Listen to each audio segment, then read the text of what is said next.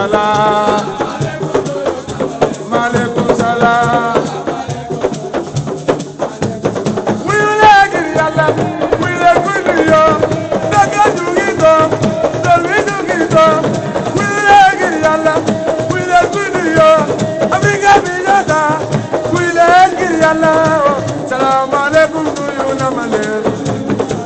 salaamaaleykum nuyu na ma leen maaleykum salaam maaleykum salaam jàmm ak salaam moom lay woote man jàmm ak salaam moom lay woote man maaleykum salaam maaleykum salaam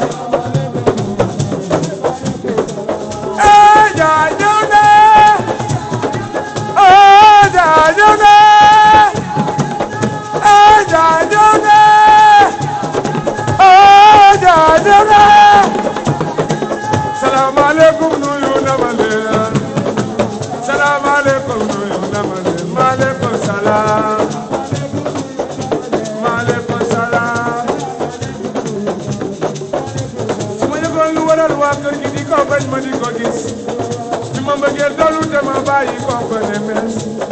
am na ñu waroon xëy jageer am na ñu xaadeel am na ñu seetaan bés bi nga demee ci lañ la doon xaare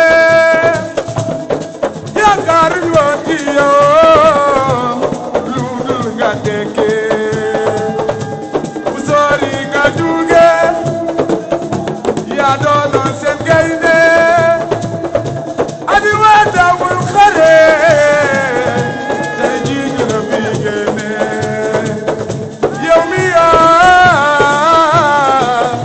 loo fi wusi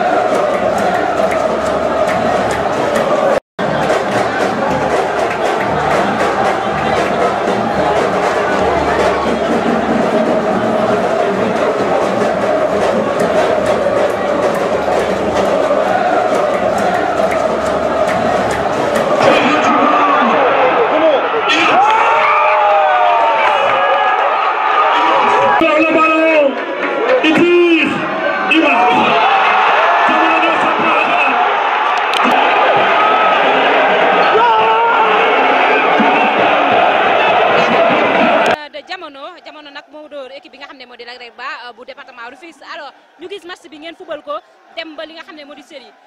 lan moo tax loolu qu'est-ce qui n'a pas marché ci li nga xam ne moo di 90 minutes. waaw alhamdulilah dañuy sant yàlla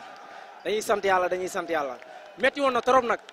mais nii la mënoon demee di wax ASC Lac Reg Ba di courage fubal nii la gagné la ak perte tey ñun la yàlla dogal ñu am ndam nii la mënoon demee mais match peese la nag ñoom dañ ñoo bëggoon a peese waaw ñu fekk si leen ci loolu ndax ñun xamoon nañ ni match bi buñ amul benn bii ñoom bu ñu dugal ñun duñ leen dugal série lañ doon chercher pour dem yàlla suturaal ñu dimbali ñu gagné leen série. te jàpp ne loolu moo nekkoon seen loolu mooy seen fort ndax quart de finale ak demi finale yëpp ñoom loolu lañu gagné léegi ñu préparé loolu physiquement nag dañoo pare pour daw ndax boo dawul doo encaissé dañoo subir lu métti billahi pour dem série ñu préparé série bi nag ndax c'est la première fois nit gagné leen série c'est la première fois équipe gagné leen série daaw joué nañ amuñu défaite ñëpp la ñu gagné ci biir match gagné leen tiro bi. représenté Guédiawaye mën nañu wax loolu alors lan ngay wax population Guédiawaye yëpp. di leen remercier di leen delloo njukkal ndax gis nañ effort bi ñu def 54 ASC yëpp ñëpp ñëw soutenir ASC Jamono 2 trophée bi dañuy jël delloowaat ko 54 ASC yëpp population Guédiawaye yëpp delloo nañ leen victoire bi. incha allah ñu ñaan yàlla déwén. ñu jël phase nationale bi indiwaat ko population Guédiawaye ndax mérité nañ loolu ndax ñu ngi produire football kon c'est normal Guédiawaye ñu dégg ko ci phase régionale yi. ak kenn ci staff bi nga xam ne ni moo di Jamono 2 bi gagné Lac Reg Ba mu tudd Modou Faye alors président ñu lay laaj tey ban sentiment nga am par rapport ak li nga xam ne moo di trophée bi. waaw sentiment de mbégte rek ak bànneex parce que dañoo dégg ci quartier boo xamante ni banlieue la ay ndaw ñoo si ëpp ma jàpp ne bëgg nañ sport taamuñu kenn ku leen jàppale. vraiment ren ma ñëw dugal sama loxo soutenir leen man ku ma xam see xam ne du ma ñëw si yu mel nii quoi mais équipe koñ bañ bëggee quartier bi bëgg dama ñëw taxaw si ko ànd ak ñoon ànd ak waa quartier bi ku am sa dërëm ku am sa ñaar dërëm ñu def si gunge leen ba yàlla may leen ndam lii ñu may vraiment tey daal bisu ndam la bisu feet la vraiment mënuñu si sori si ay wax daal ndax mbégte mi nekk suñu xol loolu daal fa lañ ko yemale si kàddu gi quoi di remercier ñëpp. alors lan ngay wax public bi nga xam ne moo di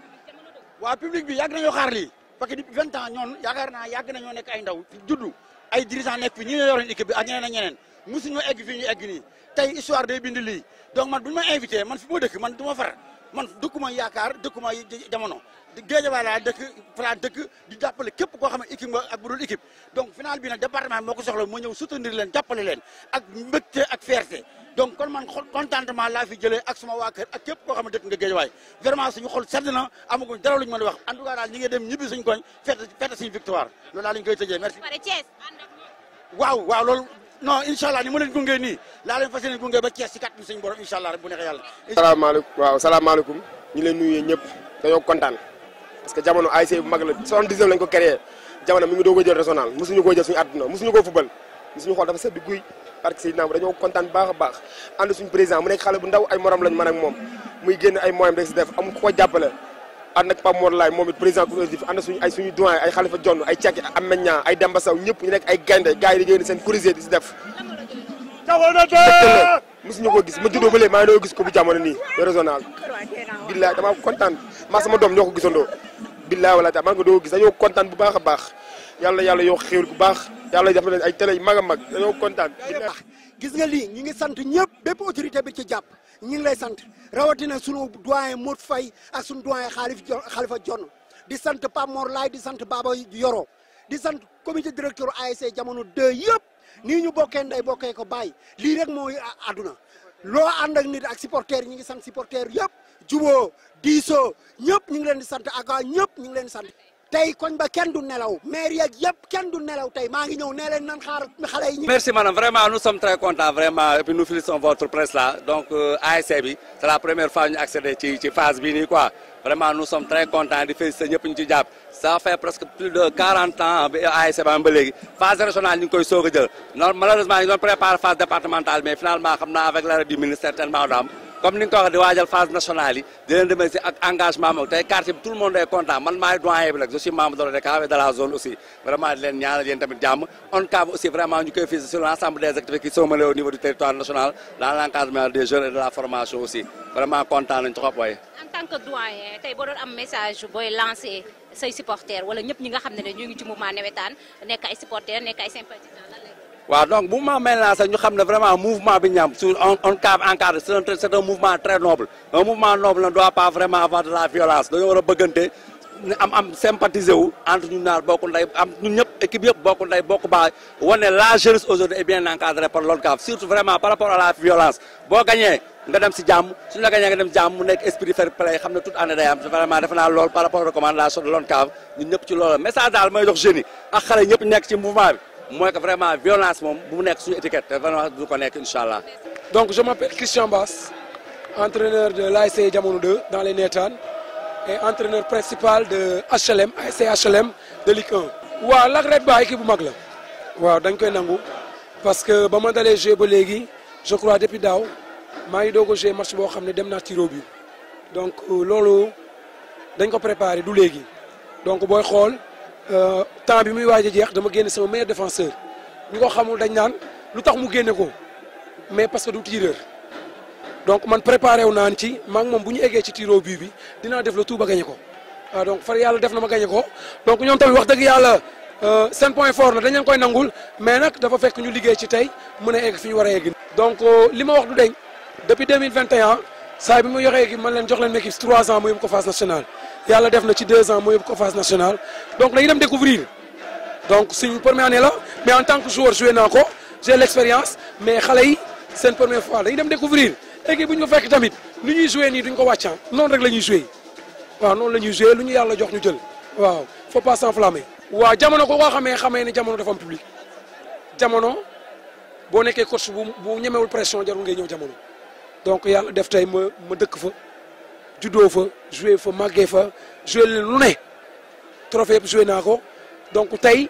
su ma ñëwee ci public bi xool xale yi ni ñuy jooyee maire yi ni ñu defee koñ ba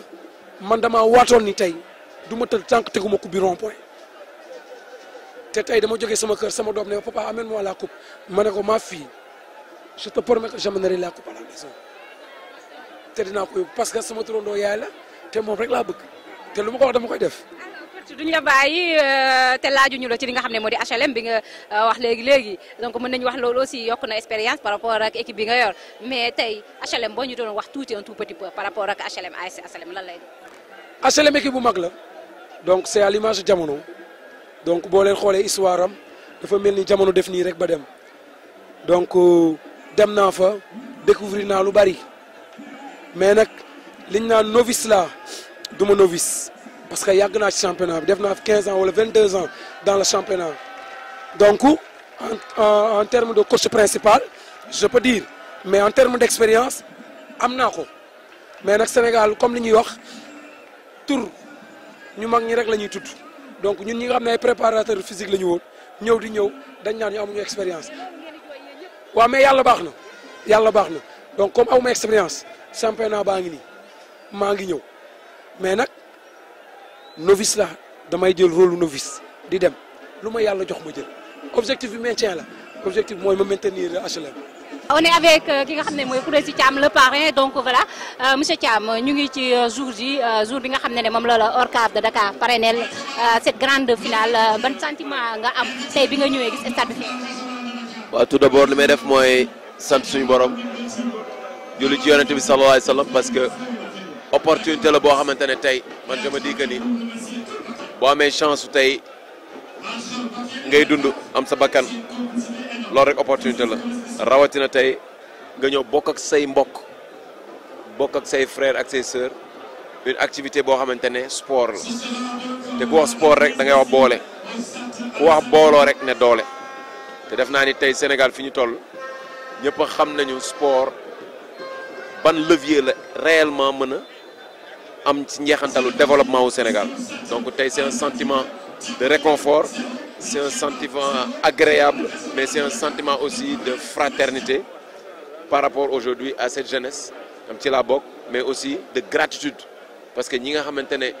ñoo ma tànn ci ñi nga xamante ne ñoo nekk ci Ndakaaru nekk ci Sénégal yu ñu bàyyi ñëpp ne ma yow lañu bëgg nga nekk parrain def naa ne loolu teranga la te mënul am lu ëpp loolu ndax gënuma fi ëpp ma fi xam-xam ëpp ma fi doole ëpp ma fi alal ëpp ma fi lenn waaye xëy na yàlla moo jaarale teranga boobu seen loxo ñu nangu ko it jox ma ko ba mu mat sëkk te mun ma def lu delloo leen ko it. sànq ñu gis nga daal di daw saafonteeg ñi nga xam ne moo di public lan moo tax. waaw mais daw fan lañ nekk ci stade ñuy def lan sport ndaw a koy def mu leen di wane ne ndaw moo ñëw fekk si leen ci seen terrain sport bi ma daan pratiquer au plus haut niveau xëy na dafa différent parce que membre yi ma doon utiliser bokkul ak bii ay tànk la ñuy utiliser fee sama loxo laa utiliser waaye dañuy wax un esprit sain dans un corps sain te def naa ni tey dafa am solo ñu wanaat ndaw ñi ni ci la ñu bokk waaye dafa am sport leneen lu muy def lu muy joxaat ci askan bi waaye lu muy def ci nit moo tax ma cokki noonu tuuti rek daw seet supporters yi pour aussi équilibrer parce que dama ñëw ci gars yi ndeysaan ñu def ambiance bu am solo ma dem si ñee it ñu def ambiance moo tax ma daw tuuti rek yëngal tuuti gars yi quoi waaw. message fair play ngay lancé ñaari ay. waaw comme li ma leen ko waxee sànq si terrain bi rek mooy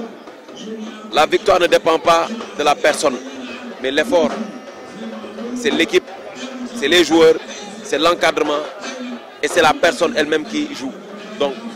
lépp luy effort yooyu yaa koy def mais gagner ak perte dépendul si yow loolu mooy l'essence du fair play parce que au moment où tu comprends que c'est pas toi qui décide c'est Allah subhanahu wa ta'ala qui décide rek lépp dafay yomb moo tax da ngay jouer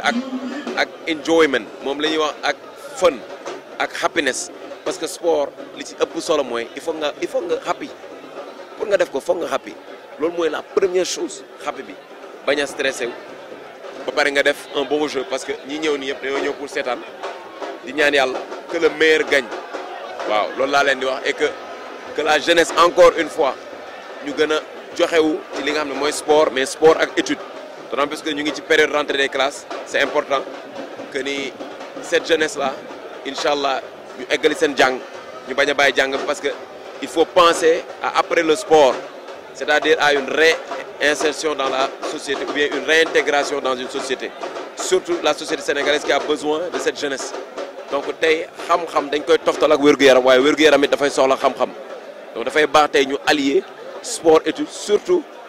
li nga xam ne mooy sport communautaire yi ay nawetaan mouvement nawetaan ak yooyu dafa nekk lu am solo faut que tey association yi nga xam ne ay ONCAV ak ODCAV yëpp ñuy gën a sensibiliser cette jeunesse à faire des études nag bu ñu ko waxee waxuñu rek jàng école nasaraan alquran ci la bokk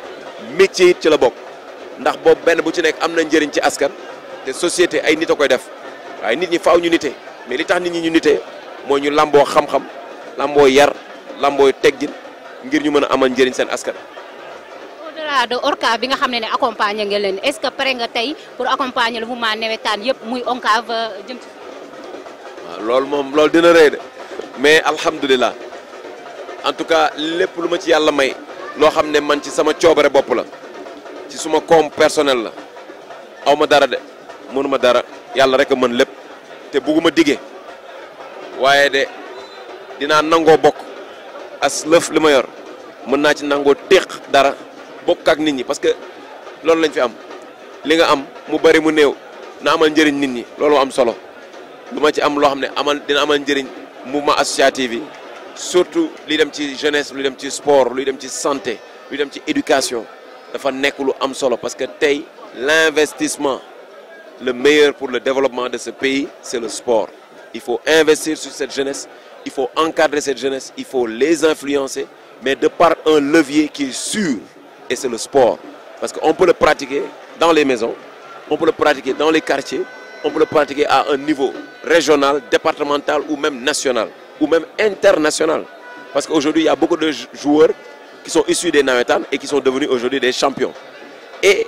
la diaspora sénégalaise aujourd'hui peuvent encore une fois retourner à leur société des investissements qui seront utiles parce que ku xool ci Sadio Mané xam ne tey il fait partie des éléments de la diaspora sportive yoo xam ne am nañ njëriñ ci seen askan ndax tey boo xoolee fee ci Bambali tabax na fa hôpital tabax na fa école amal na njëriñ askanam ndax koom bi mu am ci sport mi ngi koy séddoo ak askanam ku xool kii di Gorgui Sy Dieng am na tool boo xamante ne mi ngi ciy bay am na ay surga yu fa nekk yoo xam ñu ngi liggéey daan seen doole et genre yooyu dañu war a gën a encore une fois état dugg ci loxoom encadrer les mouvements associatifs dooleel leen jàppale leen motiver leen pour que tey cette manne de jeunesse où l'espoir de développement est vraiment en cadence il faut que l'état dugg ci loxoom bu baax a baax gën leen a jàppale pour que tey ñu am des champions dans tous les secteurs et c'est possible avec le sport. Merci à vous. Mais ça, je vous remercie d'abord parce que yéen aussi ci liggéey bi tax final bi mel nii ci ngeen bokk. Donc ça c'est le travail de toute l'équipe, c'est tout le comité directeur de l'ORCAV de Dakar qui s'est mobilisé, qui s'est donné comme objectif d'avoir une finale régionale aujourd'hui. Bon, il y a plusieurs matchs yoo xam ne bi ñuy am fekk na je peux dire la plupart des membres du bureau n'étaient pas sur place. Mais le comité directeur s'est mobilisé pour organiser des mains de maître cette finale-là. Aujourd'hui, vraiment, amul dara luñ ciy regretter. Nous avons une très belle finale. Jusque-là, on a un très beau jeu. Nous félicitons les deux ASC pour la mobilisation, mais aussi en profiter pour remercier le parrain qui a bien voulu accepter d'accompagner l'ORCAV de Dakar pour la réussite de cette finale. Pourquoi le choix de Khoureyssi Thiam pour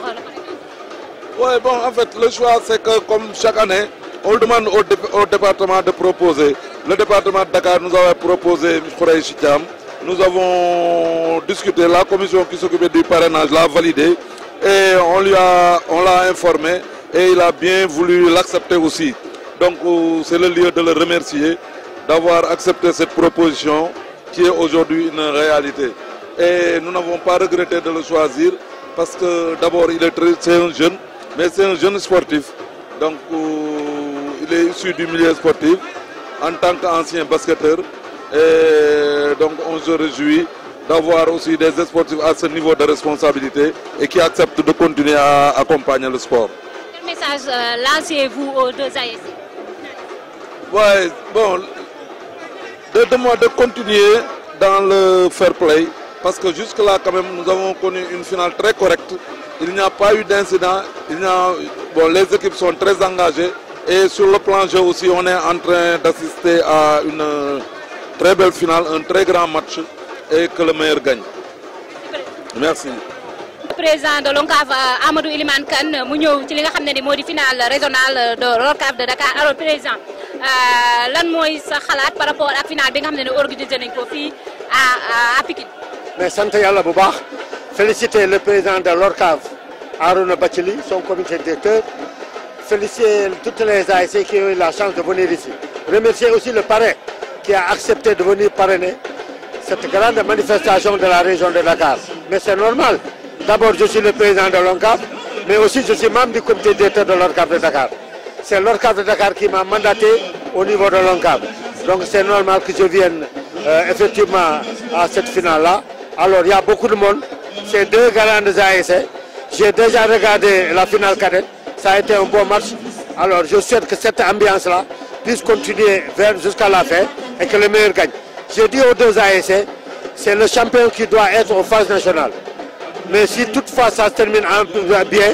alors on va inviter le finaliste malheureux. Donc souhaitons que ça puisse se passer dans la paix, dans le fair play et qu'il y ait du bon football. Quel message lancez-vous aux deux ASC? Mais fair play, le premier message c'est de dire il faut savoir d'abord que l'ORCAV de Dakar a au moins 600 ASC. Dieu a fait que c'est les deux ASC qui sont venus en finale. Il y a d'autres qui sont éliminés. L'année dernière, ce n'était pas ces deux ASC-là. Donc il faut qu'il y ait le fair play, le respect du vis-à-vis, respecter le public, faire un bon spectacle et que le meilleur gagne. Et les deux ASC, si ça se passe bien, le champion et le vice-champion vont être en phase nationale l'année prochaine, Inch'Allah. Alors, les Navétanes, peut-être on peut dire que voilà, c'est l'arrêt, on est à 15 jours li nga xam ne moo di arrêté bi président def wala bi ministre bi def ban message aussi ngay lancé ASC yi nga xam ne jotuñu def seen finale. Ouais, mais là, je pense que l'État a sorti un calendrier depuis longtemps. Nous, je pense qu'il y a eu beaucoup d'efforts qu'on a fait. Ce qu'on faisait en 6 mois, nous avons fait 85% de ce qu'on faisait en 6 mois en moins de 3 mois. C'est pourquoi les 15% qui restaient, nous avons sollicité de l'autorité pour qu'il y ait un rallonge de 15 jours, ce qui nous permet de terminer. Et en cela, ce sera la grande victoire d'avoir fait des activités qu'on dit dans le temps qu'on faisait en 6 mois, qu'on a pu faire en 3 mois. Maintenant, nous avons saisi l'autorité. Je pense que l'autorité est sensible à cela. Je voudrais lancer un appel à tout le monde au calme. Nous, on est régaliens. Nous sommes un instrument de l'État du Sénégal. Quand l'État dit à gauche, c'est à gauche. Quand l'État dit à droite, c'est à droite. Le ministère, c'est notre tutelle.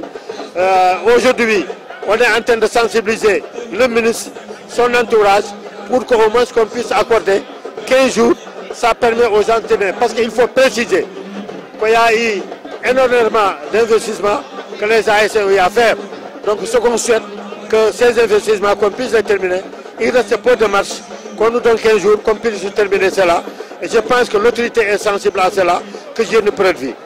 Avez-vous un autre mécanisme pour l'année prochaine pour ne pas avoir les mêmes... Non, mais je dis, on va évaluer. De toute façon, c'est la première évaluation qui nous a permis de savoir que ce qu'on faisait en 6 mois, on a fait 85% de cela en moins de 3 mois. C'est une première évaluation. Maintenant, il y aura une deuxième évaluation, il y aura un bilan. C'est en cela qu'on va chercher à savoir pourquoi on n'a pas pu terminer à temps. Mais déjà, il y a des signaux. Le premier signal, c'est un manque d'infrastructure. Nous sommes ici à Dakar. Il faut préciser qu'il y a un problème d'infrastructure. Quand on va à Thiès, n'est-ce pas, toute la ville de Thiès joue dans un seul stade. Donc ça, c'est le premier élément. L'autre élément, c'est le fait qu'on a arrêté à cause de faits religieux ou bien à cause d'autres choses. Mais il est évident que dans l'évaluation, dans le bilan, on essaiera de trouver des solutions par rapport à tout cela, faire une nouvelle proposition à l'autorité, ce qui nous permettra, s'il plaît au bon Dieu, de pouvoir l'année prochaine éviter des difficultés que nos ASC ont rencontrées cette année.